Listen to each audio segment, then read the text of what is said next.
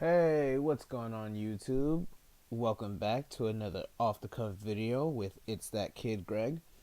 And for this video, man, I gotta talk about the elections, man. So after the third debate and WikiLeaks and all the other stuff that has been going on with like Trump and his allegations, I gotta say, this is probably the most depressing election cycle I have ever witnessed in my short life.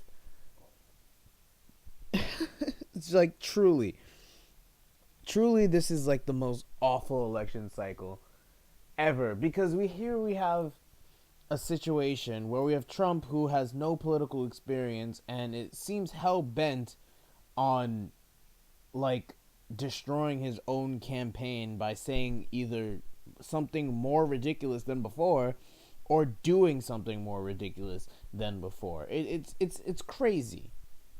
And then on the flip side, we have Hillary, who is possibly the most corrupt politician to ever take the stage. And the thing is, the only reason why Hillary Clinton is not tanking is because she's up against Trump, which to me is incredible. It's incredible, and I think honestly, it's getting to that point where I think it's too incredible. So, if you've seen my video about Donald Trump, which I made a while back now, and you watched it till the end, you'll know that I had this crackpot theory that Trump's entire campaign was actually designed to get Hillary into office. I called it the Darth Trump theory. Or where basically basically it is based on the if you're into Star Wars, there's a theory that Jar Jar Binks was originally planned to be the true antagonist in the prequel series and that he was actually Palpatine's superior or that he was working for Palpatine. It's one or the other. And that everything that he did was carefully planned out to make sure that Palpatine achieved power. Now, we have read the WikiLeaks emails. We have seen it. We have heard about it. I mean, maybe because the mainstream media doesn't want to talk about them. They want to casually avoid that and say, oh, obviously Russia did this, which is bullshit. But I basically, like, with the WikiLeaks emails showing how much corruption and collusion there's been, with the Democratic National Committee and Hillary Clinton herself and CNN and other news outlets, it begs the question, was Trump a plant by the Democrats to foil the Republicans? Because think about it, pretty much any other Republican who was running would have done better against Hillary, would have been able to beat Hillary. You know, certainly Marco Rubio, I think, would have been able to beat her. Maybe not Ted Cruz. He has too punchable of a face, in my opinion. But Kasich, I think, could have beat her fairly easily. And hell, I even think, I even think Ben Carson would have done better against Hillary. And it's getting to that point where I'm sitting here and I'm trying to ask myself, like, is this real? Like, is any of this shit real? Like, is this not planned? Because it seems so convenient that the most hated politician in history just so happens to be running against an even more hated presidential candidate. It seems way too it seems way too convenient to me. I mean, look at the way Trump performed at the Republican debates. He would yell down his other nominees around him, potential nominees around him. He would yell them down, tell them their ideas were stupid, tell them to shut up, all types of crazy stuff. And then you see him in his debates with Hillary, and yes, he does say some nasty things about her, but he's missing an edge that he had in the Republican debates. He's missing that extra bite that he had back then. And I think that's done on purpose. I think that that's intentional. I really, like, at this point, I really, really believe that everything, down to the scandals, the reality TV style drama, everything, I feel has been planned. And I know people are gonna look at me like I'm crazy. Oh, you can't believe you believe in this nonsense.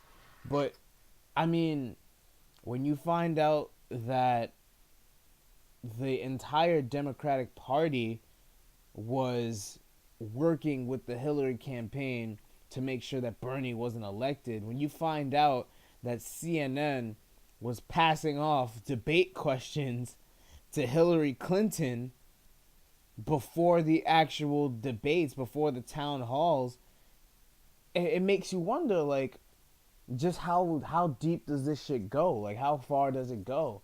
Like, I've taken my stab at reading the WikiLeaks emails, and there's so many of them. Like, it's really, like, mind-blowing. It's hard to keep up with all the things coming out. And you have, like, the thing that gets me upset is you have people on TV like Trevor Noah, John Oliver, people that we watch who usually tell us things that we need to know, and tell us, like, they point out things that were often obscured, and yet with them, you see them downplaying the whole thing. Like, oh yeah, Hillary's just boring and normal like everybody else. And it's clearly she's not. Clearly she's not. As some of you guys might know, I know one of my viewers knows this, I am born to Haitian immigrants. So my parents came into the country legally, they got their citizenship legally, and they were originally from Haiti. I read one of her emails where she basically said that if any country or any company wants their hand in Haitian reconstruction deals, the money to be made there with the reconstruction projects, that they had to be giving a significant amount to her foundation. She's basically trying to pimp out an entire country to all these donors. An entire country. And then people wonder why Trump says shit like, oh, Haitians won't vote for you. Like, because it's true. Like, the people who know about this are furious. They'll never vote for Hillary. They'll never trust her. You have the other thing that was going on where, the public and private position, that's shady as fuck. Oh, the banks should be regulating themselves. That's shady as fuck. Like, all these things that she does and says in these emails, yes, they're long, and yes, they're boring to read through, but they are fucked up.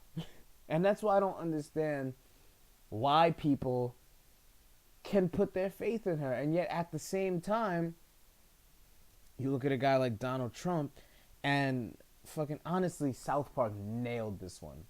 South Park nailed it with Donald Trump. Trump has said some of the most wild shit. Like, oh, we're going to kill the families of terrorists, even if they're not guilty themselves of doing any wrong. We're going to do this, and, we're going to, build the wall and all that stuff. And people stood by him for all this crazy shit. Not all, like, some people be like, oh yeah, well, we want better border security, and that's fine and stuff. But Trump has said some wild shit, and people stood by him. And now, the part where everyone turns around and says nope, is because he wanted to talk about grabbing vagina. It's so ridiculous, and like, again, every time I look at it, the more I think there's some type of conspiracy involved. Because look, Trump is in hot water right now because of his stances on women. The one card that Hillary Clinton can play and nobody can question it. I mean, most of us can't question it. She did have a daughter, but I mean, we can't be skeptical of her woman card. So, like, that's the one card she has to play, and it just so happens that Donald Trump's controversies all center around women. Oh, he's disrespectful for women. He said these bad things about women.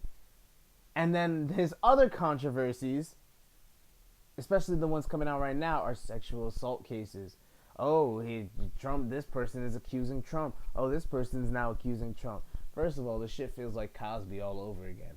Second of all, it just so happens that another person with the initials BC has had some sexual assault charges, and that's quietly being pushed back under the rug because of Trump's charges.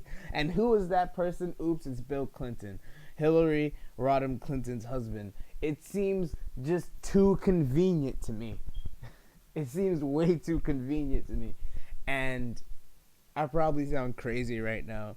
I probably am, but this is awful. And another thing that I really fear with Hillary, and Sargon of Akkad has said this, Grade A Under A has recently said this also, but I really do think Hillary wants a war. Like, I really think she wants that. I think every president for my lifetime that I've lived through has wanted war. And the reason for that is simple. Like, that's how America makes its money.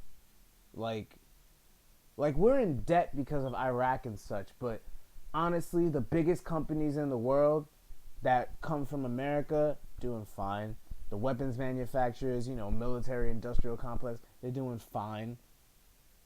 We stole so much oil from these different regions, and now we have oil that gets traded in US dollars. So again, we're doing fine. Like, it amazes me how people don't seem to realize this, how like the country has spent practically its entire history at war.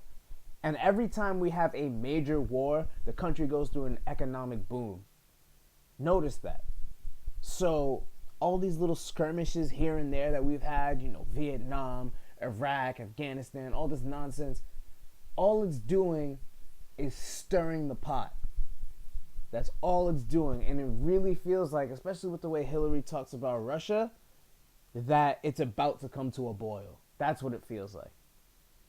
And the crazy thing is, I think we all know that Trump will not be the president. People say, oh, I'm afraid of what will happen if Trump gets the nuclear codes. We know deep down he's not going to be president.